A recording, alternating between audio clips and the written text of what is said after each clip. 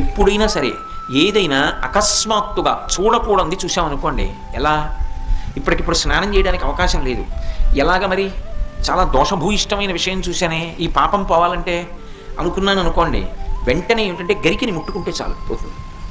తీవ్రమైనటువంటి పీడకలు వచ్చిందనుకోండి, ఆ పీడకల పరిహారం అవ్వాలనుకోండి ఏ అభిషేకమో చేయించుకోవాలి. శక్తి లేదనుకోండి మీరు అన్ని పూజలు చేయించుకున్నట్టే. స్నానం చేసి ఒకసారి గరికని ముట్టుకుంటే చాలు, స్నానం చేయకపోయినా చెప్పులు ఇప్పి గరికను ఒకసారి ముట్టుకుంటే చాలు. అందుకే శతమూలా శతాంకుర సర్వగం హరతు మే పాపం దుర్వాదు స్వప్ననాశిని. ఓ శతమూలా శతాంకుర, నువ్వు అనేకమైన వేర్లతో ముందుకెడుతుంటావు, అటువంటి అంకుర నిన్ను ముట్టుకుంటున్నాను. దీనివల్ల ఏమవుతోంది? సర్వగం హరతు మే పాపం, నా పాపములన్నీ పోతున్నాయి.